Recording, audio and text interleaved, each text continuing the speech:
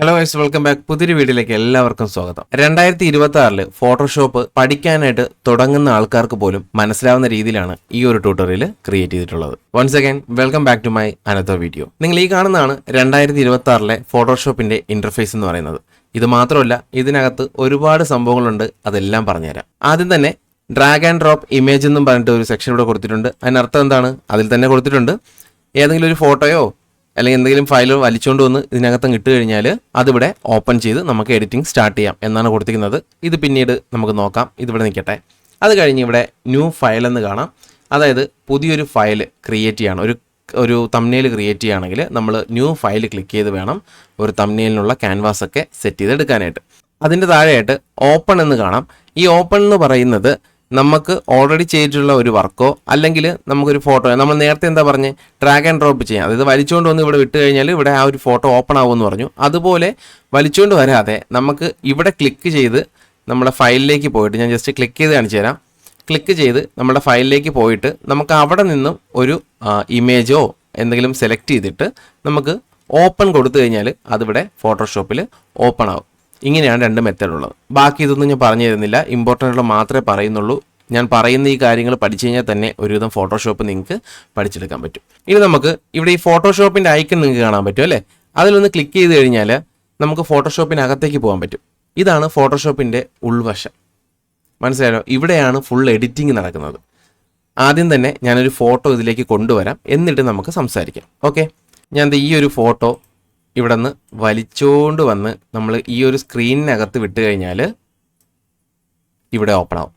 കണ്ടല്ലോ, ഇടതുവശത്ത് ഈ കാണുന്നതാണ് ടൂൾ ബാർ, അതുപോലെ തന്നെ വലതുവശത്ത് കാണുന്നതാണ് ലെയറിൻ്റെ പാനൽ, അതുപോലെ തന്നെ ഈ നടുക്ക് കാണുന്നതാണ് ക്യാൻവാസ്. ഓക്കെ, മനസ്സിലായോ? ഇത് മൂന്ന് നിങ്ങൾ പഠിച്ചാൽ തന്നെ ഫോട്ടോഷോപ്പ് വളരെ എളുപ്പത്തിൽ നിങ്ങൾക്ക് പഠിക്കാൻ പറ്റും. ഇനി നമ്മൾ പുതിയൊരു വർക്ക് സ്റ്റാർട്ട് ചെയ്യുകയാണ് എന്ന് വിചാരിക്കുക.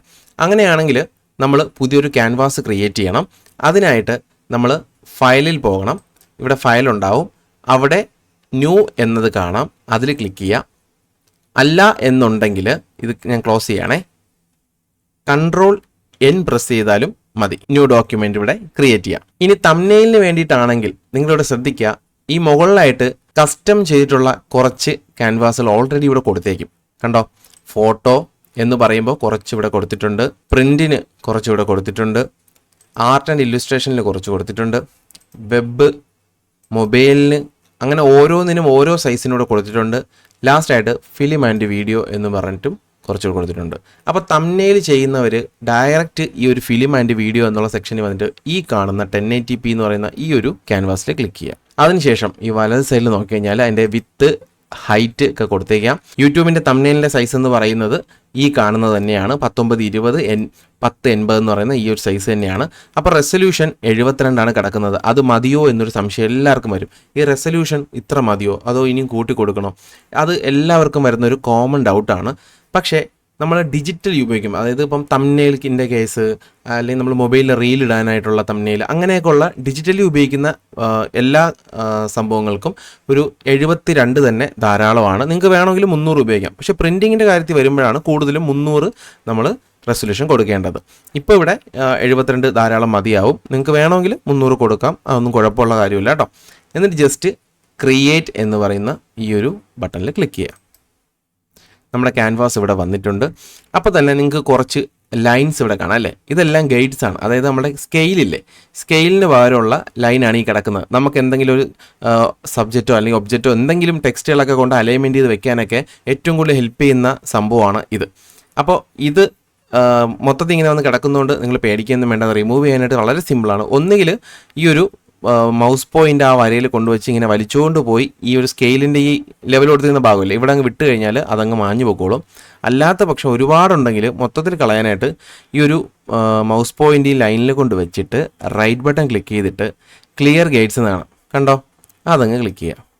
ഫുള്ളങ്ങ് മാഞ്ഞു പോയിക്കോളും. ഓക്കെ, ഇനി അത് വേണമെന്നുണ്ടെങ്കിൽ ഇവിടെ കാണാം സ്കെയിൽ, ഈ കാണുന്ന രണ്ട് സൈഡിൽ കാണുന്ന ഇത് രണ്ടുമാണ് സ്കെയിൽ. അപ്പോൾ ഇവിടെ നിന്ന് ഇങ്ങനെ വലിച്ചുകൊണ്ട് വന്നു കഴിഞ്ഞാൽ ആ ഒരു ലൈൻ നമുക്ക് വീണ്ടും കൊണ്ടുവരാം കേട്ടോ, തിരിച്ചുകൊണ്ട് വിടാനും പറ്റും. ഇത്രയാണ് ആ ഒരു സ്കെയിൽ കൊണ്ടുള്ള ഉപയോഗം. അപ്പോൾ നമുക്ക് എഡിറ്റിങ്ങിൽ ത്രൂ ഔട്ട് ഈ സ്കെയിൽ പല സന്ദർഭങ്ങളിലും നമുക്കിത് ഉപയോഗിക്കേണ്ടതായിട്ട് വരും. അതുപോലെ തന്നെ ഈ മുകളിൽ കാണുന്ന ഈ ഒരു സ്കെയിൽ ഉണ്ടല്ലോ, അതിൽ റൈറ്റ് ബട്ടൺ ക്ലിക്ക് ചെയ്ത് കഴിഞ്ഞാൽ ആ സ്കെയിൽ ഏത് അളവിൽ വേണമെന്നുള്ളത് നിങ്ങൾക്ക് ചൂസ് ചെയ്യാം.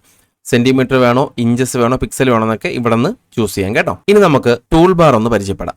അതിൽ ഇമ്പോർട്ടൻ്റ് ആയിട്ടുള്ള ഏറ്റവും കൂടുതൽ ഉപയോഗിക്കുന്ന ടൂൾസുകൾ മാത്രം നമുക്കൊന്ന് പറഞ്ഞു പോവാം. ആദ്യം കാണുന്ന ഈ ഒരു ടൂൾ തന്നെയാണ് ഏറ്റവും ഇമ്പോർട്ടൻ്റ് മൂവ് ടൂൾ. ഇതെന്തിനാന്ന് വെച്ച് കഴിഞ്ഞാൽ ഞാനിവിടെ ഓൾറെഡി ഒരു ഫോട്ടോ ഇട്ടിട്ടുണ്ടല്ലോ.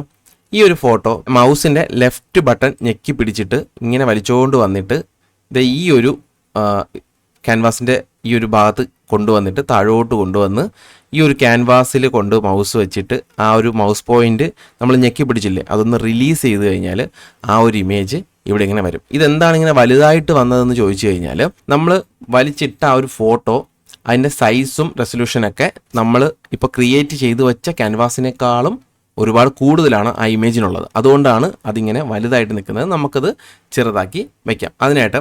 അപ്പോൾ ഈ ക്യാൻവാസ് സൂം ഔട്ട് ചെയ്യണം. സൂം ഔട്ട് ചെയ്യാൻ എന്ത് ചെയ്യാൻ പറ്റും നമുക്ക്? നിങ്ങളെ കീബോർഡിൽ ഇസഡ് പ്രസ് ചെയ്യാം. അപ്പോൾ ഇവിടെ സൂമിനുള്ള ഒരു ടൂൾ കൊടുത്തിട്ടുണ്ട് കണ്ടോ, ഒരു ഭൂതക്കണ്ണാടി, പണ്ടത്തെ നമ്മുടെ ലെൻസ് ഉണ്ടല്ലോ അതിൻ്റെ ഒരു പടം കൊടുത്തിട്ടുണ്ട്. അതിൽ ക്ലിക്ക് ചെയ്താലും മതി കേട്ടോ. എന്നിട്ട് നിങ്ങൾ മൗസ് പോയിന്റ് ലെഫ്റ്റ് ബട്ടൺ ഞെക്കി പിടിച്ചുകൊണ്ട് ഇങ്ങനെ ഡ്രാഗ് ചെയ്ത് കഴിഞ്ഞാൽ ഇതിങ്ങനെ സൂമായി വരും. അതുപോലെ തന്നെ ഞെക്കി പിടിച്ച് തിരിച്ചാക്കി കഴിഞ്ഞാൽ അത് ഔട്ടാവും. മനസ്സിലായോ പറഞ്ഞത്? അതായത് ഇപ്പോൾ നിങ്ങൾ ഏതെങ്കിലും ഒരു പോയിന്റ് വെച്ചിട്ട് ഇപ്പോൾ മൗസ് പോയിന്റ് ഞെക്കി ഇങ്ങനെ താഴോട്ടാക്കുമ്പോൾ ഇതിങ്ങനെ സൂമായി വരും. അതുപോലെ തന്നെ നമ്മൾ തിരിച്ചിങ്ങനെ ഞെക്കി പിടിച്ച് മുകളിലോട്ട് ഇങ്ങനെ ആക്കി കഴിഞ്ഞാൽ അത് സൂം ഔട്ടായും പോവും. കണ്ടോ, ഇങ്ങനെയാണ് നമുക്ക് അത് സൂമിനും സൂം ഔട്ടും ചെയ്യാനായിട്ട് പറ്റുന്നത്. എന്നിട്ട് നമ്മൾ സൂം ഔട്ട് ചെയ്ത് വെച്ചിട്ട് നമ്മൾ ഈ ഒരു സെലക്ഷൻ ടൂൾ ഉണ്ടല്ലോ, മൂവ് ടൂൾ ഉണ്ടല്ലോ, അതിലൊന്ന് ക്ലിക്ക് ചെയ്യുക. ക്ലിക്ക് ചെയ്യുമ്പോൾ ഈ ഒരു ഇമേജിൻ്റെ സൈഡിലുള്ള സെലക്ഷൻ കാണാൻ പറ്റും. എന്നിട്ട് നമ്മൾ ആ മൂവ് ടൂൾ വെച്ച് തന്നെ ഈ ഒരു സൈഡിൽ വന്ന് മൗസ് പോയിന്റ് വയ്ക്കുമ്പോൾ ഇങ്ങനെ ഒരു ആരോ മാർക്കാവും. എന്നിട്ട് അതിനെ ഞെക്കി പിടിച്ച്, അതായത് ലെഫ്റ്റ് ബട്ടൺ ഞെക്കി പിടിച്ച് ഇങ്ങനെ ചെറുതാക്കി നമുക്ക് ഈ ക്യാൻവാസിനകത്ത് വരുന്ന രീതിയിൽ കൊണ്ടുവയ്ക്കാനായിട്ട് പറ്റും. എന്നിട്ട് ജസ്റ്റ് എൻ്റർ പ്രസ് ചെയ്യുക. ഓക്കെ, അതവിടെ സെറ്റായി. ഇനി നമ്മൾ എന്ത് ചെയ്യണം? സൂം ചെയ്യാൻ വേറൊരു വഴിയും കൂടെ ഉണ്ട്. എപ്പോഴും ഈ ഭൂതക്കണ്ണാടി എടുക്കണമെന്നില്ല. നമ്മൾ ആൾട്ട് ഞെക്കി പിടിച്ചിട്ട് നമ്മുടെ മൗസിൻ്റെ സെൻറ്റർ ഭാഗം ഉണ്ടല്ലോ അത് സ്ക്രോൾ ചെയ്താൽ മതി, ഇങ്ങനെ ഉരുട്ടി കൊടുത്താൽ മതി. മുമ്പോട്ട് നീക്കുമ്പോൾ സൂം ആവും, ബാക്കിലോട്ട് നീക്കുമ്പോൾ എന്ത് ചെയ്യും? അതായത് ആ ആ മൗസിൻ്റെ വീല് നമ്മൾ ബാക്കിലോട്ടാക്കുമ്പോൾ സൂം ഔട്ട് ആവും. അപ്പോഴേ ആൾട്ട് ഞെക്കി പിടിച്ചേക്കണം കേട്ടോ. എന്നിട്ട് മുമ്പോട്ട് നീക്കുമ്പോൾ ഇത് സൂം ആവും കേട്ടോ. ഇത്രയേ ഉള്ളൂ. എന്നിട്ട് നമ്മുടെ സ്പേസ് ബാർ ഞെക്കി പിടിച്ചാൽ, കീബോർഡിലെ വലിയ കീയില്ലേ അത് ഞെക്കി പിടിച്ച് കഴിഞ്ഞാൽ ഒരു കൈയുടെ പടം വരും. ആ കൈ വെച്ചിട്ട് നമുക്ക് മൗസിൻ്റെ ലെഫ്റ്റ് ബട്ടൺ ഞെക്കി പിടിച്ച് കഴിഞ്ഞാൽ ക്യാൻവാസ് ഇങ്ങനെ നീക്കാൻ പറ്റും. കണ്ടോ, മൊത്തത്തിൽ നീങ്ങുന്ന കാണാൻ പറ്റും. അപ്പോൾ നമുക്ക് അങ്ങോട്ടും ഇങ്ങോട്ടും നീക്കിയൊക്കെ എവിടെ വേണോ വെക്കാം. ഇനി നമ്മൾ അടുത്ത ടൂള് പരിചയപ്പെടുന്നതിന് മുമ്പായിട്ട് ഈ ഒരു ലെയർ സെക്ഷൻ പഠിക്കണം. അതായത് ഫോട്ടോഷോപ്പിൽ ടൂൾ ബാർ എങ്ങനെയാണോ അതുപോലെ തന്നെ ഇമ്പോർട്ടൻ്റ് ആയിട്ടുള്ള മറ്റൊരു സാധനമാണ് ഈ കാണുന്ന ലെയേഴ്സ് എന്ന് പറയുന്ന പാനൽ. അപ്പോൾ ഇതിൽ നിങ്ങൾ നോക്കിക്കഴിഞ്ഞാൽ ബാക്ക്ഗ്രൗണ്ടിന് ഒരു ലെയർ കാണാം. ഇതെല്ലാം ഓരോ ലെയറുകളാണെന്ന് മനസ്സിലാക്കുക. ഈ ബാക്ക്ഗ്രൗണ്ട് ഇപ്പം ഞാൻ സെലക്ട് ചെയ്ത ഒരു ലെയറാണ്. അതായത് ഈ കാണുന്ന വൈറ്റ് ഉണ്ടല്ലോ, ഇതാണ് ആ ബാക്ക്ഗ്രൗണ്ട്. അതുപോലെ തൊട്ട് മുകളിൽ ലെയർ 1 എന്നും പറഞ്ഞ് കാണാം, അത് ഈ ഒരു ഫോട്ടോയാണ്. അപ്പോൾ ഇത് ഓരോ ലെയറുകളായിട്ടാണ് ഇവിടെ കിടക്കുന്നത്. നമ്മൾ ഒരു ലെയറിൽ ചെയ്യുന്ന എഡിറ്റിങ് മറ്റൊരു ലെയറിൽ ബാധിക്കില്ല. അതിനാണ് ഇങ്ങനെ ഓരോന്നും ലെയർ തിരിച്ച് ഇട്ടിരിക്കുന്നത്. ഈ ഒരു ലെയർ ഹൈഡ് ചെയ്യണമെന്നുണ്ടെങ്കിൽ ജസ്റ്റ് ഇവിടെ ഒരു ഐ ബട്ടൺ കാണാം, അതൊന്ന് ഡിസേബിൾ ചെയ്ത് കഴിഞ്ഞാൽ അതങ്ങ് മാഞ്ഞു പോക്കോളും. എന്നാലും ഇവിടെ ഇതിങ്ങനെ കിടക്കും. കണ്ടല്ലോ, ഒന്നുകൂടി ഞെക്കുമ്പോൾ വിസിബിൾ ആവും. ഇനി ഈ ഒരു ലെയർ ഡിലീറ്റ് ചെയ്യാനായിട്ട് കീബോർഡിലുള്ള ഡിലീറ്റ് ബട്ടൺ ക്ലിക്ക് ചെയ്യുക. അല്ലാത്ത പക്ഷം നമ്മളിതിനെ വലിച്ചുകൊണ്ട് ഇങ്ങനെ താഴോട്ട് വരുമ്പോൾ ഇവിടെ ഒരു ബക്കറ്റിൻ്റെ പടം കണ്ട വേസ്റ്റ് കുട്ടയുടെ ആ ഒരു വേസ്റ്റ് കുട്ടയിൽ കൊണ്ടുപോയി വെച്ചിട്ടങ്ങ് ബട്ടൺ റിമൂവ് ചെയ്യുമ്പോൾ, അതായത് നമ്മൾ ലെഫ്റ്റ് ബട്ടൺ ഞെക്കി പിടിച്ചല്ലേ കൊണ്ടുവന്നത്, ആ ബട്ടൺ അങ്ങ് റിമൂവ് ചെയ്യുമ്പോൾ അതങ്ങ് ഡിലീറ്റ് ആയി പോയിക്കോളും. ഇനി തിരിച്ചു കൊണ്ടുവരാൻ എന്താ ചെയ്യേണ്ടത്? എല്ലാവർക്കും അറിയാം, Ctrl+Z പ്രസ് ചെയ്ത് കഴിഞ്ഞാൽ അണ്ടു ആവും. ബാക്കിലോട്ട് ഇങ്ങനെ അടിച്ചടിച്ച് പോകാൻ പറ്റും. അതാണ് Ctrl+Z. അടുത്തതായിട്ട് ഒരു ടൂൾ ഞാൻ പറഞ്ഞുതരാം. അതാണ് മാർക്ക് ടൂൾ. റെക്റ്റാങ്കുലർ മാർക്ക് ടൂളുണ്ട്, അതുപോലെ തന്നെ എലിപ്റ്റിക്കൽ മാർക്ക് ടൂളുണ്ട്. റൈറ്റ് ബട്ടൺ ക്ലിക്ക് ചെയ്ത് കഴിഞ്ഞാൽ 2 ടൂളുകൾ കാണാൻ പറ്റും. കണ്ടോ, ഒന്ന് സ്ക്വയർ വരയ്ക്കുന്നതും ഒന്ന് നമുക്ക് വട്ടം വരയ്ക്കേണ്ടതായിട്ടുള്ള ടൂളുകളാണ്. അപ്പോൾ ഇതും നമ്മൾ കൂടുതലായിട്ട് ഉപയോഗിക്കാറുണ്ട്. അതായത് എക്സാമ്പിൾ ഞാൻ ഈ എലിപ്റ്റിക്കൽ മാർക്ക് ടൂൾ എടുക്കാം. എന്നിട്ട് ജസ്റ്റ് നമ്മളിങ്ങനെ ഒരു റൗണ്ട് വരയ്ക്കുകയാണ്. അപ്പോൾ ഇതിന് ഷേപ്പ് കറക്റ്റ് ആവുന്നില്ലല്ലേ? ഷേപ്പ് കറക്റ്റ് ആവുന്നില്ല എന്നുണ്ടെങ്കിൽ ജസ്റ്റ് ഒന്ന് ഷിഫ്റ്റ് ഞെക്കിയാൽ മതി, കറക്റ്റ് റൗണ്ട് ആവും. പിന്നെ മനസ്സിലായോ? ഷിഫ്റ്റ് വിട്ട് കഴിഞ്ഞാൽ നമ്മൾ ഇഷ്ടപ്പെട്ട രീതിയിൽ ഒരു ഷേപ്പിന് ഇതിനെ വരയ്ക്കാൻ പറ്റും. ഓക്കെ, ഷിഫ്റ്റ് ഞെക്കി പിടിച്ച് വലിച്ചു കഴിഞ്ഞാൽ നമുക്ക് കറക്റ്റ് റൗണ്ട് കിട്ടും. എന്നിട്ട് എന്ത് ചെയ്യാൻ പറ്റും നമുക്ക്? ഇനി കൺട്രോൾ ഷിഫ്റ്റ് എൻ പ്രസ് ചെയ്ത് കഴിഞ്ഞാൽ ന്യൂ ലെയർ എന്ന് പറഞ്ഞൊരു ഓപ്ഷൻ വരും. അതിൽ നമ്മൾ ലെയറിന് വേണമെങ്കിൽ നമുക്കൊരു നൈം ഇവിടെ കൊടുക്കാം. റൗണ്ട് എന്നും പറഞ്ഞ് മാത്രം ഒരു നൈം കൊടുത്തു. എന്നിട്ട് ജസ്റ്റ് ഓക്കെ കൊടുത്തു കഴിഞ്ഞാൽ ഇവിടെ ഒന്നും കാണാനില്ല അല്ലേ, ഇവിടെ ഒന്നും വന്നിട്ടില്ല. പക്ഷേ ഒരു ലെയർ അവിടെ ക്രിയേറ്റ് ആയിട്ടുണ്ട്. ഇതൊന്നും കട്ട് ചെയ്ത് കളയാതെ, ഈ ഒരു സെലക്ഷൻ കളയാതെ നമ്മൾ എന്ത് ചെയ്യണം? ഇതിനകത്തൊരു കളർ കൊടുക്കണം. എന്ത് കളറ്? അതിന് നമ്മൾ പണ്ടൊക്കെ പഠിച്ചിട്ടുണ്ട്. ബക്കറ്റ് എടുത്തുകൊണ്ടൊന്ന് പേസ്റ്റ് ചെയ്യുന്നൊരു പരിപാടി പഠിച്ചിട്ടില്ലേ? അതുപോലെ ബക്കറ്റ് പോയി എടുത്തുകൊണ്ട് വരണം കേട്ടോ. ഇതിൽ ബക്കറ്റ് ഉണ്ടാവും. ഇവിടെ ക്ലിക്ക് ചെയ്താൽ മതി, അല്ലെങ്കിൽ ഇങ്ങനെ റൈറ്റ് ബട്ടൺ ക്ലിക്ക് ചെയ്താൽ കുറേ ഓപ്ഷൻസ് വരും. അതിൽ ബക്കറ്റ് ഉണ്ടാവും. ഈ ഒരു ബക്കറ്റ് എടുത്തിട്ട് ഇവിടെ ഒരു കളർ കണ്ടോ, 2 കളർ. ഇതിൽ മുകളിൽ കാണുന്ന കളറാണ് നമ്മൾ ആദ്യം സെലക്ട് ചെയ്യേണ്ടത്. അത് സെലക്ട് ചെയ്യാം. സെലക്ട് ചെയ്തിട്ട് നമുക്ക് ഇഷ്ടപ്പെട്ടൊരു കളർ, ഞാനിവിടെ നമുക്കൊരു ഗ്രീൻ എടുക്കാം. ഒരു ചെറിയൊരു ഒലീവ് ഗ്രീൻ എടുത്തിട്ട് ഓക്കെ പ്രസ് ചെയ്യുക. എന്നിട്ട് ഈ ബക്കറ്റ് ഇതിനകത്തൊന്ന് പ്രസ് ചെയ്ത് കഴിഞ്ഞാൽ അവിടെ ഒരു റൗണ്ട് വരും. കണ്ടല്ലോ? അപ്പോൾ ആ ഒരു റൗണ്ട് ഇവിടെ ലെയറിൽ നിങ്ങൾക്ക് കാണാൻ പറ്റും. ഇനി ഈ സെലക്ഷൻ കളയാനായിട്ട് എന്ത് ചെയ്യണം? കൺട്രോൾ ഡി പ്രസ് ചെയ്യണം. സെലക്ഷൻ പോയി. ഇനി നമ്മൾ മൂവ് ടൂൾ എടുക്കുന്നു. ഇതിനെ നമുക്ക് ചെറുതാക്കിയോ വലുതാക്കിയോ എന്തിനു വേണോ വയ്ക്കാം. അപ്പോൾ ഇങ്ങനെ ചെയ്യാനായിട്ടാണ് നമുക്ക് ഈ ഒരു മാർക്ക് ടൂൾ ഉള്ളത്. അത് മാത്രമല്ല മാർക്ക് ടൂളിൻ്റെ ഉപയോഗം. ഞാൻ മാർക്ക് ടൂളിൽ ഈ ഒരു റെക്റ്റാങ്കുലർ മാർക്ക് ടൂൾ എടുത്തിട്ട് ഒന്ന് കാണിച്ചു തരാം. നമ്മളൊരു ഇമേജ് ഇട്ടിട്ടുണ്ടല്ലേ? ഈ ഒരു ഇമേജ് ഇവിടെ നിന്ന് ഞാൻ സെലക്ട് ചെയ്യുകയാണ്. ഇത് ലെയറിൽ സെലക്ട് ചെയ്തിട്ടുണ്ട് ഇമേജ്. എന്നിട്ട് നമ്മൾ ആൾട്ട് ഞെക്കി പിടിച്ച് മൗസ് സ്ക്രോൾ ചെയ്യുമ്പോൾ ഇതിങ്ങനെ സൂമായി വരും. എന്നിട്ട് ഞാനിപ്പോൾ ഇവിടെ നമുക്ക് എന്തെങ്കിലും ഇതിൽ നിന്നൊരു കോപ്പി നമുക്ക് എടുക്കണം. എനിക്കിത് ഈ ഒരു തലയിരിക്കുന്ന ഉണ്ടാണ്ടോ, ഇത് മാത്രം കോപ്പി എടുക്കാനായിട്ട് മാർക്ക് ടൂൾ ഉപയോഗിച്ച് ഇങ്ങനെ ഒരു ചതുരം വരച്ചു. എന്നിട്ട് കൺട്രോൾ ജെ പ്രസ് ചെയ്യുക. കൺട്രോൾ ജെ പ്രസ് ചെയ്തപ്പോൾ അതിൻ്റെ ഒരു കോപ്പി ക്രിയേറ്റ് ആയി. നിങ്ങൾക്ക് കാണാൻ പറ്റുമെന്തോ, ഇവിടെ നിങ്ങൾക്ക് അത് കാണാൻ പറ്റും. എന്നിട്ട് നമ്മൾ മൂവ് ടൂൾ സെലക്ട് ചെയ്തിട്ട് നമ്മൾ ഇതിനെ പതുക്കെ ഇങ്ങനെ വലിച്ചുകൊണ്ട് വന്നു കഴിഞ്ഞാൽ കണ്ടോ, ഇതിനൊരു കോപ്പി എടുക്കാൻ പറ്റും. ഇതുപോലെ ആ റൗണ്ട് ഉപയോഗിച്ചും നമുക്ക് കോപ്പി എടുക്കാനായിട്ട് പറ്റും. ഈ ഒരു റൗണ്ട് ഞാൻ സെലക്ട് ചെയ്യുകയാണേ. മൂവ് ടൂൾ ഉപയോഗിച്ചാണ് ഇതെല്ലാം ചെയ്യുന്നത്. റൗണ്ട് സെലക്ട് ചെയ്തിട്ട് ഈ ഒരു ഇമേജ് ഉണ്ടല്ലോ, ഈ റൗണ്ടിൻ്റെ താഴെയല്ലേ ഈ ഇമേജ് കിടക്കുന്നത്. അപ്പോൾ ലെയറിൽ നമ്മൾ എന്ത് ചെയ്യണം? ഈ ഒരു ഇമേജിനെ റൗണ്ടിൻ്റെ മുകളിൽ കൊണ്ടുവരിക. ഇങ്ങനെ വലിച്ചുകൊണ്ട് വന്നാൽ മതി കേട്ടോ. ഞെക്കി പിടിച്ച് വലിച്ചുകൊണ്ട് വന്ന് മുകളിൽ വയ്ക്കുക. എന്നിട്ട് നമ്മൾ ആൾട്ട് ഞെക്കി പിടിച്ചിട്ട് മൗസ് പോയിന്റ് ഈ 2 ലെയറിൻ്റെ ഇടയിൽ കൊണ്ടുവരുമ്പോൾ ഒരു ആരോ മാർക്ക് ഡൗൺ ആയിട്ട് കാണാൻ പറ്റും അല്ലേ? അപ്പം നമ്മളതിൽ എന്നിട്ട് ലെഫ്റ്റ് മൗസ് ഒന്ന് ക്ലിക്ക് ചെയ്ത് കൊടുത്തു കഴിഞ്ഞാൽ ഈ ഒരു ഇമേജ് ഇവിടെ നിന്ന് മാഞ്ഞു പോയി. എന്നിട്ട് എന്ത് പറ്റി? ഇതൊരു ആരോ മാർക്ക് ഡൗൺ ആയത് കാണാൻ പറ്റും ഈ ഒരു ലെയറിൽ. അപ്പോൾ ഇതിനകത്തോട്ട് ഇതിന് വീണിട്ടുണ്ട്. അപ്പം നമ്മൾ ഈ ഒരു ലെയർ സെലക്ട് ചെയ്തിട്ട് നമ്മൾ ഈ ഒരു മൂലയിൽ കൊണ്ടൊന്ന് ക്ലിക്ക് ചെയ്ത് കഴിഞ്ഞാൽ അതൊന്ന് സെലക്ട് ആവും. എന്നിട്ട് പതുക്കെ ഇങ്ങനെ വലിച്ചുകൊണ്ട് വന്നു കഴിഞ്ഞാൽ കണ്ടോ, ഇതിനകത്താക്കാം. എന്നിട്ട് ജസ്റ്റ് എൻ്റർ പ്രസ് ചെയ്യുക. കണ്ടോ, ഇങ്ങനെ സ്ക്വയർ ആക്കി നമ്മൾ ആൽബം ഒക്കെ ഡിസൈൻ ചെയ്യൂലേ, ആ സമയത്തൊക്കെ ഇങ്ങനെ റൗണ്ട് വയ്ക്കാനും സ്ക്വയറൊക്കെ ക്രിയേറ്റ് ചെയ്ത് ഇതേപോലെ തന്നെ റൗണ്ടിന് പകരം നമ്മൾ സ്ക്വയർ വരയ്ക്കുക. എന്നിട്ട് ഇതിനെ അങ്ങനെ അകത്താക്കുക. ഇങ്ങനെയൊക്കെ ചെയ്യാനാണ് ഈ ഒരു സംഭവം നമ്മൾ കൂടുതലായിട്ടും ഉപയോഗിക്കുന്നത്, ഈ ടൂളുകൾ. അപ്പോൾ ഇതൊക്കെയാണ് പ്രധാനപ്പെട്ട മറ്റു ടൂളുകൾ. പിന്നീട് നിങ്ങൾക്ക് പരിചയപ്പെടുത്തേണ്ട വേറൊരു ടൂൾ എന്ന് പറയുന്നത് ഈ സ്പോട്ട് ഹീലിംഗ് ടൂൾ എന്ന് പറഞ്ഞൊരു സാധനമുണ്ട്. ഹീലിംഗ് ടൂൾ എന്ന് വെച്ചാൽ അറിയാമല്ലോ, അതങ്ങ് മായ്ച്ച് കളയുക അല്ലെങ്കിൽ അത് നശിപ്പിച്ച് കളയുക എന്നുള്ള അർത്ഥമാണ്. അപ്പോൾ നമുക്ക് ആദ്യം ഇതിൻ്റെ ലോക്ക് അഴിക്കാം. അതായത് ഇതിനകത്ത് നിന്ന് ഇതിനെ പുറത്ത് അടിക്കാനായിട്ട് സിമ്പിളാണ്. നമ്മൾ ആൾട്ട് ഞെക്കി പിടിച്ച് ഇതിൻ്റെ ഈ 2 ലെയറിൻ്റെ ഇടയിൽ മൗസ് പോയിൻ്റ് ഉണ്ടെന്ന് ക്ലിക്ക് ചെയ്താൽ മാത്രം മതി, അത് തിരിച്ചായിക്കോളും. എന്നിട്ട് നമുക്കിതിനെ ഇവിടെ വലിച്ചുകൊണ്ട് വരാം. എന്നിട്ട് ആൾട്ട് ഞെക്കി പിടിച്ച് ഒന്ന് സൂം ചെയ്യാം. മൗസിൻ്റെ സെൻറ്ററിലെ വീല് സ്ക്രോൾ ചെയ്താൽ മതി. എന്നിട്ട് ഇപ്പം ഞാനൊരു എക്സാമ്പിൾ കാണിച്ചു തരാം. നമുക്ക് സിമ്പിളായിട്ട് ഈ ഡ്രസ്സിൽ ഈ കാണുന്ന ഒരു ഡാർക്ക് ഭാഗം കണ്ടോ, ഇത് കണ്ടോ, ഇത് നമുക്ക് മായ്ച്ച് കളയണം. അതിനായിട്ട് ഈ കാണുന്ന ഹീലിംഗ് ടൂൾ എടുക്കുക. ഈ ഒരു സ്പോട്ട് ഹീലിംഗ് ടൂൾ എടുത്തുകൊണ്ട് വന്നിട്ട് ഇവിടെ കൊണ്ടുവയ്ക്കുക. അപ്പോൾ ഈ റൗണ്ട് കണ്ടോ, അതിൻ്റെ സൈസ് വലുതാക്കാനായിട്ട് നമ്മുടെ കീബോർഡിലുള്ള സ്ക്വയർ പോലെ ഇരിക്കുന്ന ബ്രാക്കറ്റ് ഉണ്ടല്ലോ, അത് നമ്മൾ ഞെക്കിക്കഴിഞ്ഞാൽ അങ്ങോട്ടും ഇങ്ങോട്ടും കണ്ടോ, അങ്ങോട്ടും ഇങ്ങോട്ടും ഇതിനെ ചെറുതാക്കാനും വലുതാക്കാനും പറ്റും. ആ കാണുന്ന ഒരു ബ്ലാക്ക് ലൈൻ കണ്ടോ, അതിനേക്കാളും കുറച്ചും കൂടി വലുതാക്കി വെച്ചിട്ട് നമ്മൾ ലെഫ്റ്റ് ബട്ടൺ ഞെക്കി പിടിച്ച് ഇങ്ങനെ താഴോട്ട് വരച്ച് കഴിഞ്ഞാൽ അതിൻ്റെ മണ്ടേ കൂടി ഒരു വരയിടുക. വരയിട്ടിട്ട് കൈ എടുത്ത് കഴിയുമ്പോൾ അതങ്ങ് മാഞ്ഞു പോകും കണ്ടോ.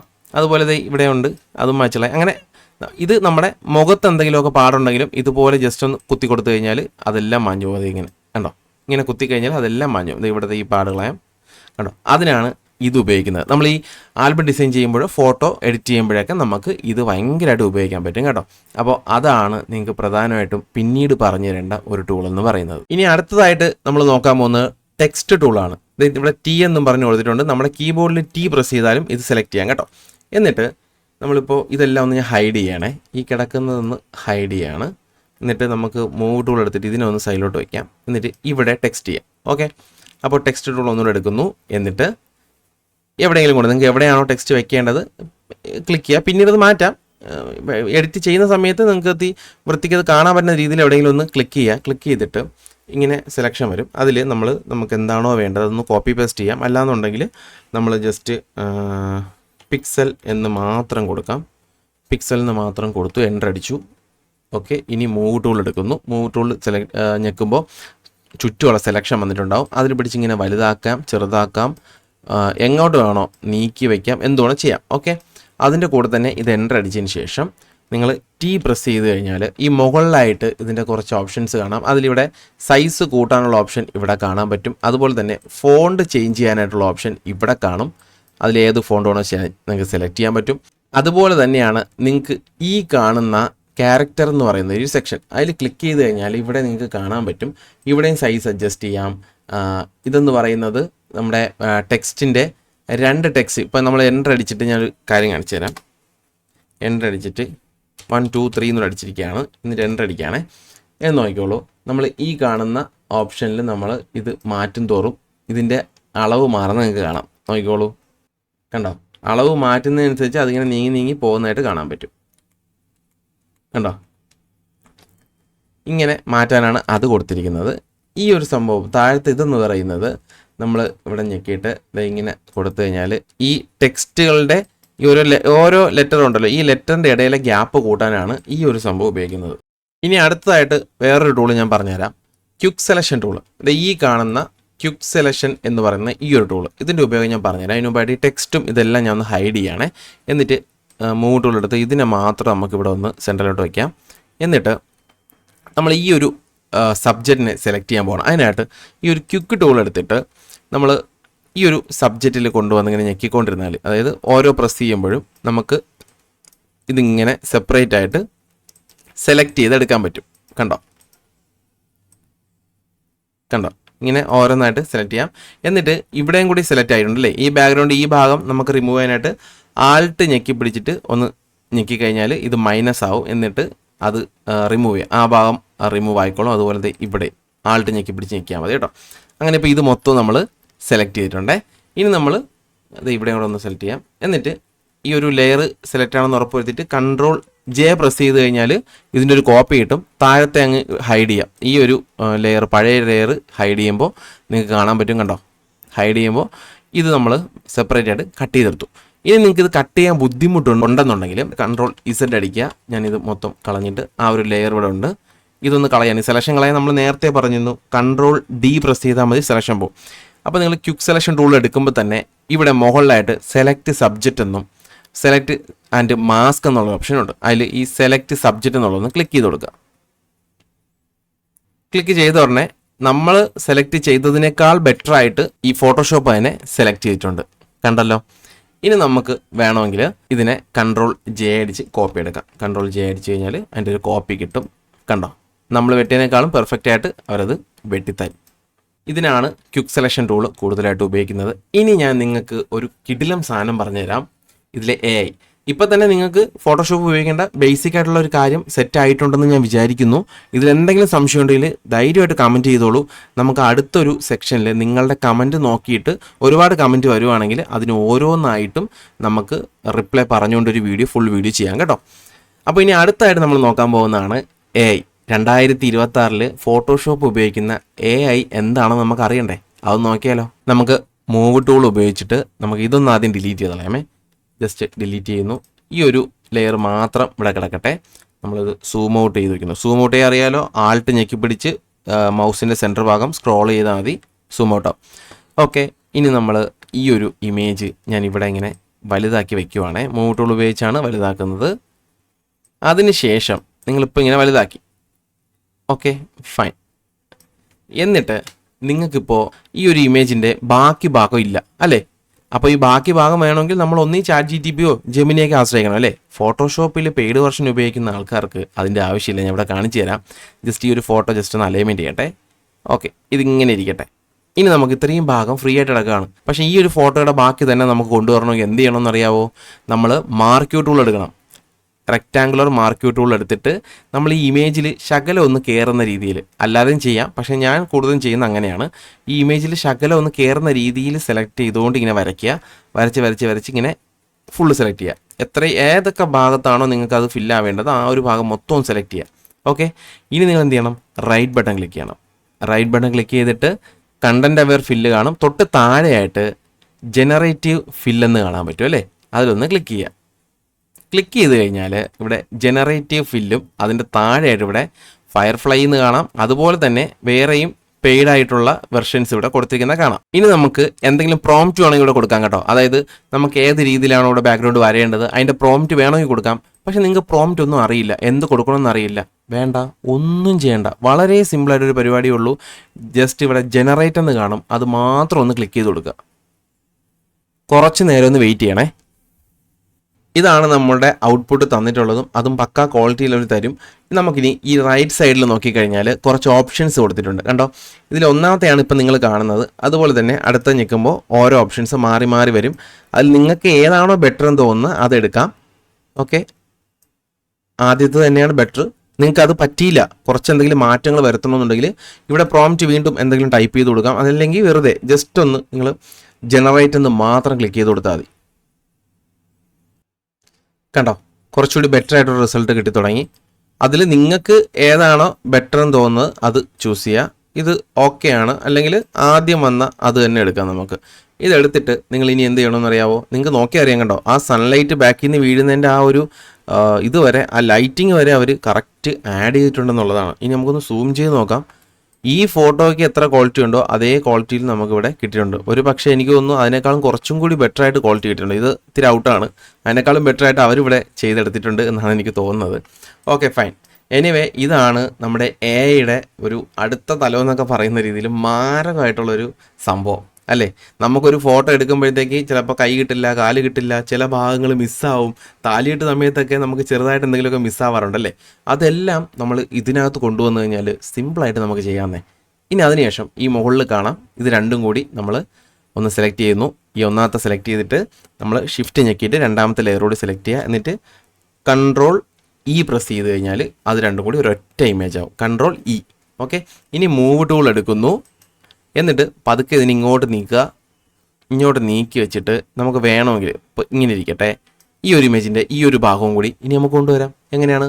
റെക്റ്റാങ്കുലർ മാർക്യൂ ടൂൾ എടുക്കുന്നു, സെലക്ട് ചെയ്യുന്നു. ഇത് ഇത്രയും ഇതിവിടെ ഇമേജിലോട്ട് ശകലം കയറ്റി വെച്ച് വേണം സെലക്ട് ചെയ്യാൻ. എന്നിട്ട് നമ്മൾ എന്ത് ചെയ്യണം? റൈറ്റ് ബട്ടൺ ക്ലിക്ക് ചെയ്യുന്നു, ജനറേറ്റീവ് ഫില്ല് എടുക്കുന്നു, അതിനുശേഷം ജസ്റ്റ് ജനറേറ്റ് ക്ലിക്ക് ചെയ്യുന്നു. കണ്ടിട്ട് ഞെട്ടിയോ സാധനം? അതായത് ആദ്യമായിട്ട് ഇത് ഉപയോഗിക്കുന്ന അല്ലെങ്കിൽ ആദ്യമായിട്ട് കാണുന്ന ആൾക്കാരെ സംബന്ധിച്ചിടത്തോളം നിങ്ങളുടെ കിളിവും.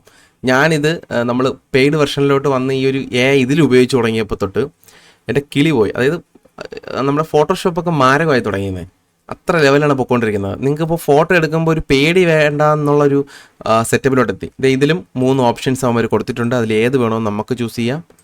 കണ്ടോ, എൻ്റെ ഷേപ്പുകൾ മാറുന്നതാണ്. ആദ്യം വരുന്നത് തന്നെയാണ് എനിക്ക് കുറച്ചുകൂടി ബെറ്റർ ആയിട്ട് തോന്നിയിട്ടുള്ളത്. അപ്പോൾ ഇതെങ്ങനെ ഇരുന്ന ഇമേജ് ആണെന്ന് നിങ്ങൾക്ക് അറിയാലോ. ഇത് ഇത്രയേ ഉള്ളായിരുന്നു, ക്രോപ്പ്ഡ് ആയിട്ടുള്ള ഇമേജ് ആയിരുന്നു. ഈ ഒരു ഇമേജിൻ്റെ ഒറിജിനൽ ഞാൻ ഇവിടെ നിന്ന് ഇപ്പോൾ കൊണ്ടുവരാം. ഇതായിരുന്നു ഇമേജ്, അതിനെ വലിച്ച് നമുക്ക് ഇതിനകത്ത് കൊണ്ടുവിടാം. കണ്ടോ, ഈ ഒരു ഇത്ര പീസേ ഉള്ളായിരുന്നു. കണ്ടോ, ഇത്ര പീസ് ഉണ്ടായിരുന്ന ഇമേജിനെയാണ് എന്ത് ചെയ്തത്, നമ്മൾ ഇത്രയും വൈഡ് ആയിട്ടുള്ള ഇമേജ് ആയിട്ട് മാറ്റിയത്. നോക്കി, ഇത്ര ഉണ്ടായിരുന്നുള്ളൂ, ഇത്ര ഭാഗം ഉണ്ടായിരുന്നുള്ളൂ അല്ലേ. ജസ്റ്റ് ഡിലീറ്റ് ചെയ്യണേ. കണ്ടോ, ഇത്രയും വൈഡ് ആയിട്ടുള്ളൊരു ഇമേജ് ആക്കിയത്. ഇനി ഇത് രണ്ടും കൂടി സെലക്ട് ചെയ്ത് നമ്മൾ Ctrl+E പ്രസ് ചെയ്ത് കഴിഞ്ഞാൽ ഒരൊറ്റ ഇമേജ് ആയിട്ട് അത് മാറും. ഇനി നമുക്ക് ഈ ഇമേജ് ക്രോപ്പ് ചെയ്യാനായിട്ട് എന്ത് ചെയ്യണമെന്ന് അറിയാലോ അല്ലേ. നമുക്ക് സിമ്പിളായിട്ട് വേണമെങ്കിൽ ഇതിനിങ്ങനെ ചെറുതാക്കി വെച്ചിട്ട് ഇവിടെ ബാക്കി ഭാഗമൊന്നും വന്നു കാണില്ല, നമ്മൾ സെലക്ട് ചെയ്തിട്ടില്ലല്ലോ ആ ഭാഗങ്ങൾ. ജസ്റ്റ് എൻ്റർ അടിച്ചിട്ട് നമുക്ക് ഇത്ര ഭാഗം മാത്രം ചെറുതാക്കി വേണമെന്നുണ്ടെങ്കിൽ നമ്മൾ ജസ്റ്റ് റെക്റ്റാങ്കുലർ മാർക്യൂ ടൂൾ എടുക്കുക, ആവശ്യമുള്ള ഭാഗത്തേക്ക് ഇതൊന്ന് ഇങ്ങനെ വരച്ചു കൊടുക്കുക. എന്നിട്ട് ഇതിൻ്റെ നടുക്ക് വെച്ചിട്ട് ഇങ്ങനെ അങ്ങോട്ടും കൂടെ നീക്കാൻ പറ്റും അലൈൻമെൻറ്റ് ചെയ്ത്. നമുക്ക് ആവശ്യമുള്ള ഭാഗം മാത്രം നമ്മൾ നീക്കിയിട്ട്, അല്ലെങ്കിൽ നമ്മുടെ കീബോർഡിലുള്ള ആരോ കീ നീക്കിയാലും ഇത് അങ്ങോട്ടും ഇങ്ങോട്ടും നീക്കാം. എന്നിട്ട് ജസ്റ്റ് എന്ത് ചെയ്യണം, നമ്മൾ Ctrl+J അടിക്കാം. J അടിച്ചു കഴിഞ്ഞാൽ അതിൻ്റെ ഒരു കോപ്പി കിട്ടും. ഈ താഴത്തെ ഹൈഡ് ചെയ്ത് കാണിച്ചു തരാം. കേട്ടോ, ഇങ്ങനെ കട്ട് ചെയ്തെടുക്കാം. മനസ്സിലായോ? ക്രോപ്പ് ചെയ്യാൻ ഇങ്ങനെ ഉപയോഗിച്ചാൽ മതി. അല്ല നിങ്ങൾക്ക് പിന്നീട് ഇത് തിരിച്ചെടുക്കണം എന്നുണ്ടെങ്കിൽ നിങ്ങൾ എന്ത് ചെയ്യണമെന്ന് അറിയാമോ? നമ്മൾ നേരത്തെ ഇതെടുത്തിട്ട് നമ്മൾ നേരത്തെ ചെയ്ത പോലെ ഈ ഒരു ലെയർ റൗണ്ട് ക്രിയേറ്റ് ചെയ്തില്ലേ, അതുപോലെ നമ്മൾ റെക്ടാങ്കുലർ മാർക്കർ ടൂൾ ഉപയോഗിച്ചൊരു സ്ക്വയർ വരയ്ക്കുക. വരച്ചതിന് ശേഷം നമ്മൾ Ctrl+Shift+N പ്രസ് ചെയ്ത് ഒരു ന്യൂ ലെയർ ക്രിയേറ്റ് ചെയ്യുക. ഓക്കെ കൊടുക്കുകയാണ്. അപ്പോൾ ഒരു ലെയർ ഇവിടെ ക്രിയേറ്റ് ആയിട്ടുണ്ട്. ഇനി നമ്മൾ ജസ്റ്റ് ആ പെയിൻറ്റ് ബക്കറ്റ് എടുക്കുക. എന്നിട്ട് നമ്മൾ ഇതിനകത്തൊന്ന് പേസ്റ്റ് ചെയ്ത് കൊടുക്കുക. പേസ്റ്റ് ചെയ്യുമ്പോൾ ഇവിടെ കളർ വന്നിട്ടുണ്ട്. ഇതിൻ്റെ അടിയിലാണ് ഇത് കിടക്കുന്നത്, അതുകൊണ്ടാണ് ഇവിടെ കാണാൻ പറ്റാത്തത് കേട്ടോ. അപ്പോൾ ഇവിടെ വന്നിട്ടുണ്ട്. ഇനി നമ്മൾ Ctrl+D പ്രസ് ചെയ്ത് സെലക്ഷൻ കളഞ്ഞിട്ട് നമ്മൾ മൂവ് ടൂൾ എടുക്കുക. മൂവ് ടൂൾ എടുത്തിട്ട് ഇത് ഇവിടെ കണ്ടോ, ഈ ഒരു ലെയർ നമ്മുടെ ഈ ഒരു പച്ച ലെയറിൻ്റെ മുകളിൽ കൊണ്ടുവന്ന് വയ്ക്കുക. എന്നിട്ട് നേരത്തെ ചെയ്ത കണക്ക് ആൾട്ട് ഞെക്കി പിടിച്ചിട്ട് ഈ മൗസ് പോയിൻ്റ് ഈ രണ്ട് ലെയറിൻ്റെ ഇടയിൽ കൊണ്ട് വന്നു കഴിഞ്ഞാൽ ഇങ്ങനെ ഒരു ആരോ മാർക്ക് വരും ഡൗൺ ആയിട്ടുള്ള. അതിലൊന്ന് ക്ലിക്ക് ചെയ്ത് കഴിഞ്ഞാൽ ഇത് ഇതിനകത്തേക്ക് പൊക്കോളും. അപ്പോൾ ഇത് കട്ട് ചെയ്തും കളയേണ്ട. നിങ്ങൾക്ക് പിന്നീട് വേണമെങ്കിൽ ഇതിനെ ഇങ്ങോട്ടും ഇങ്ങോട്ടും നീക്കി അലൈൻമെൻറ്റ് ചെയ്യാനും പറ്റും. മനസ്സിലായോ? ഇനി നമ്മൾ ഒരു ഫോട്ടോ സിമ്പിളായിട്ട് എങ്ങനെ കളർ ഗ്രേഡ് ചെയ്യാം എന്നുള്ളത് നോക്കാം. ഓൾറെഡി നമ്മൾ ഒരുപാട് വീഡിയോസ് ചെയ്തിട്ടുണ്ട്. അതിൻ്റെ എല്ലാം ലിങ്ക് ഞാൻ ഡിസ്ക്രിപ്ഷനിൽ കൊടുത്തേക്കാം. അല്ലെങ്കിൽ നമ്മുടെ ചാനലിൽ കയറിയിട്ട് ഫോട്ടോഷോപ്പിൽ നിന്ന് സെർച്ച് ചെയ്താലും മതിയാവും കേട്ടോ. ഇനി നമ്മൾ ഈ ഇമേജ് സെലക്ട് ചെയ്തിട്ട് ഇവിടെ ഫിൽറ്ററിൽ വന്നു കഴിഞ്ഞാൽ ഇവിടെ ക്യാമറ റോ ഫിൽറ്റർ എന്ന് കാണാം. അതിലൊന്ന് ക്ലിക്ക് ചെയ്യാം. ഇതാണ് ക്യാമറ റോ ഫിൽറ്റർ. ഇതിൻ്റെ വീഡിയോ ഓൾറെഡി നമ്മൾ ചെയ്തിട്ടുണ്ട്. മിക്ക വീഡിയോസും നമ്മൾ ചെയ്തിട്ടുണ്ട് കേട്ടോ. അതുകൊണ്ട് അതിൽ കയറി കണ്ടാൽ മതി. ഇത് ജസ്റ്റ് ഞാൻ ഒന്ന് പറഞ്ഞുതരാം. ഇവിടെ നിങ്ങൾക്ക് ഇതിൻ്റെ എക്സ്പോഷർ, അതായത് ലൈറ്റ് ഒന്ന് അഡ്ജസ്റ്റ് ചെയ്യാം. കണ്ടോ, ഇങ്ങനെ കൂട്ടാം കുറയ്ക്കാം. അതുപോലെ തന്നെ ഹൈലൈറ്റ് ഉണ്ട്. ഹൈലൈറ്റ് നിങ്ങൾക്ക് കൂട്ടാം കുറയ്ക്കാം, എന്തുകൊണ്ട് ചെയ്യാം. കോൺട്രാസ്റ്റും അതുപോലെ തന്നെയാണ്. കോൺട്രാസ്റ്റ് കൂടുന്തോറും ഡാർക്ക് ആയിട്ടുള്ള ഏരിയാസ് കുറച്ചുകൂടി ഡാർക്കായി വരുന്നത് നിങ്ങൾക്ക് കാണാം. കണ്ടോ, കളർ കുറച്ചുകൂടി ഡാർക്ക് ആവുന്നുണ്ടോ? ഓക്കെ. ഇനി ഷാഡോ കട്ട് ചെയ്യണമെങ്കിൽ ഷാഡോ ഇങ്ങനെ കട്ട് ചെയ്യാം, കൂട്ടാം. ഓക്കെ, അവിടെ എന്തുവാണോ ഇവിടെ ചെയ്യാം. അത് കഴിഞ്ഞിട്ട് വൈറ്റ് എന്ന് പറയുന്നത് എന്താണ്? ഇതിലുള്ള ലൈറ്റ് കൂടി വരും കുറഞ്ഞു വരും. അതായത് വൈറ്റ് ആയിട്ടുള്ള ഏരിയകൾ കുറച്ചുകൂടി ബ്രൈറ്റ് ആയിക്കൊണ്ടേ ഇരിക്കും. കണ്ടോ, ബ്ലാക്ക് എന്ന് പറയുന്നത് ബ്ലാക്ക് ഏരിയാസ് കൂടുതൽ ബ്ലാക്ക് ആവും, വൈറ്റ് ആവും. ഇങ്ങനെ പലതും ഇവിടെ ചെയ്യാൻ പറ്റും. അപ്പോൾ ഇതിൻ്റെ ഒരു ട്യൂട്ടോറിയലൊക്കെ നമ്മൾ ഓൾറെഡി ചെയ്തിട്ടുള്ളതുകൊണ്ട് അതിനെപ്പറ്റി പറയുന്നില്ല. ജസ്റ്റ് ഓക്കെ കൊടുക്കുകയാണ്. ഓക്കെ, നമ്മൾ ചെറിയൊരു കളർ ഗ്രേഡ് ചെയ്തു. ഇനി ഇത് സേവ് ചെയ്യുന്നതോടെ പറഞ്ഞുതരാം. Ctrl+S പ്രസ് ചെയ്ത് കഴിഞ്ഞാൽ സേവ് ചെയ്യാനുള്ള ഓപ്ഷൻ വരും. അതിൽ നമുക്കിവിടെ സേവ് ആസ് ടൈപ്പിൽ PSD എന്നാണ് കിടക്കുന്നത്. അതിൽ സേവ് എ കോപ്പി എന്നുള്ളത് ക്ലിക്ക് ചെയ്യാം. ക്ലിക്ക് ചെയ്ത് കഴിയുമ്പോൾ വീണ്ടും അതുപോലൊരു വിൻഡോ തന്നെ വരും. അതിൽ ഇവിടെ സേവ് ആസ് ടൈപ്പ് എന്നുള്ളിടത്ത് ഒന്ന് ക്ലിക്ക് ചെയ്തിട്ട് നമ്മൾ താഴോട്ട് വരുമ്പോൾ ഇവിടെ JPG എന്നുള്ള ഈ ഒരു ഫോർമാറ്റ് ക്ലിക്ക് ചെയ്യുന്നു, സേവ് കൊടുക്കുന്നു. അപ്പോൾ ഇവിടെ വീണ്ടും ഒരു ഓപ്ഷൻ വരും. ക്വാളിറ്റി എത്രയാണ്? 12 കൊടുക്കാം. മാക്സിമം ക്വാളിറ്റി 12 ആണ്. നമ്മൾ ഈ ചില വെബ്സൈറ്റിലൊക്കെ നമുക്ക് നമ്മുടെ പാസ്പോർട്ട് സൈസ് ഫോട്ടോ അപ്ലോഡ് ചെയ്യുമ്പോഴത്തേക്ക് ചോദിക്കും നമുക്ക് ഇത്ര 100 MB താഴെ വേണം. അങ്ങനെയാണെങ്കിൽ നമ്മൾ എന്ത് ചെയ്യണം? ഇതിന് താഴോട്ട് ഇങ്ങനെ ഇതിൻ്റെ അളവ് കുറച്ച് കൊടുക്കുക. അപ്പോൾ ഇവിടെ പ്രിവ്യൂവിൽ കാണിക്കും എത്ര. ഇപ്പോൾ കണ്ട 86 KB ഉള്ളൂ. കണ്ടോ, ഇതിങ്ങനെ കൂടുന്നതനുസരിച്ച് ഇവിടെ സൈസ് കയറി വരും. ഇത് നമ്മൾ അല്ലാതെ തംബ്നെയിലോ എന്തെങ്കിലും സേവ് ചെയ്യുമ്പോൾ 12 തന്നെ മാക്സിമം കൊടുത്തിട്ട് ഓക്കെ പ്രസ് ചെയ്യാം. അപ്പോൾ അതിവിടെ സേവ് ആവുന്നത് കാണിക്കും. ഇപ്പോൾ ഇത് സേവ് ആയിട്ടുണ്ട്. അപ്പോൾ ഇത്രയാണ് 2026 ഫോട്ടോഷോപ്പിൽ നിങ്ങൾക്ക് പരിചയപ്പെടുത്താനുള്ളത്. ഒരു ഫോട്ടോഷോപ്പിൽ ഞാൻ ഇത്രയും നേരം പറഞ്ഞ കാര്യങ്ങൾ പഠിച്ചതിന് ശേഷം ബാക്കി പലതിൻ്റെയും കളർ ഗ്രേഡിങ്ങിൻ്റെയൊക്കെ ട്യൂട്ടോറിയൽ നമ്മൾ ഓൾറെഡി ചെയ്തിട്ടുണ്ട്. ആൽബം ഡിസൈൻ ചെയ്യുന്ന വീഡിയോയും നമ്മൾ ഓൾറെഡി ചെയ്തിട്ടുണ്ട്. ഈ ആൽബം ഡിസൈൻ ചെയ്യുന്നത് ഇതിൽ ഫോട്ടോ ഇട്ട് അടുക്കി ഒരു ആൽബത്തിൻ്റെ പേജ് ക്രിയേറ്റ് ചെയ്യുന്ന ഫുൾ വീഡിയോ നമ്മൾ ചെയ്തിട്ടുണ്ട്. അതിൻ്റെ ലിങ്ക് ഡിസ്ക്രിപ്ഷനിൽ കിടപ്പുണ്ട്. അതുപോലെ തന്നെ നമ്മുടെ യൂട്യൂബ് ചാനലിൽ പോയി കഴിഞ്ഞാൽ നമ്മൾ കളർ ഗ്രേഡ് ചെയ്യുന്ന വീഡിയോസും നമുക്ക് അവൈലബിൾ ആയിട്ടുണ്ടാവും. അപ്പോൾ ഇത്രയാണ്. ഇതെല്ലാം നിങ്ങളൊന്ന് പഠിച്ചു കഴിഞ്ഞാൽ പക്കയായിട്ട് നിങ്ങൾക്ക് ഫോട്ടോഷോപ്പിൽ മുന്നോട്ട് വരാൻ പറ്റും. ഈ ഫോട്ടോഷോപ്പൊക്കെ നമ്മൾ ഒറ്റ ട്യൂട്ടോറിയൽ കണ്ട് മാത്രം പഠിക്കേണ്ട ഒരു കാര്യമല്ല. നിങ്ങൾ സാമ്പിൾ ഇമേജോ ഒക്കെ എടുത്തിട്ട് കുറേശ്ശെ പഠിക്കേണ്ട ഒരു സംഭവമാണ്. ഞാനൊക്കെ സ്റ്റാർട്ട് ചെയ്യുന്ന സമയത്ത് ഫ്രീ ആയിട്ടൊക്കെ എൻ്റെ ബ്രദറിൻ്റെ കയ്യിൽ നിന്ന് വർക്ക് വാങ്ങിയിട്ട് ഫ്രീ ആയിട്ട് ആൽബം ഡിസൈൻ ചെയ്ത് കൊടുത്താണ് ഞാനൊക്കെ കുറേശ്ശെ ബെറ്ററായി തുടങ്ങിയപ്പോഴാണ് പൈസകൾ വാങ്ങിച്ച് തുടങ്ങിയതൊക്കെ. വർഷങ്ങൾക്ക് മുമ്പുള്ളതാണ്, 10 കൊല്ലം മുമ്പുള്ള കാര്യമാണ് ഞാൻ പറഞ്ഞു കേട്ടോ. വീഡിയോ എല്ലാവർക്കും യൂസ്ഫുൾ ആയെങ്കിൽ ജസ്റ്റ് കമൻറ്റ് ചെയ്യുക, ലൈക്ക് ചെയ്യുക, സബ്സ്ക്രൈബ് ചെയ്യാൻ ഒരിക്കലും മറക്കരുത്. അടുത്തൊരു വീഡിയോ കാണുന്നവരെ ബൈ. നിങ്ങളുടെ സംശയങ്ങൾ കമൻ്റായിട്ട് ഇട്ടോളൂ. നമുക്ക് അതെല്ലാം കൂടി വെച്ച് അടുത്തൊരു വീഡിയോ ക്രിയേറ്റ് ചെയ്യാം കേട്ടോ.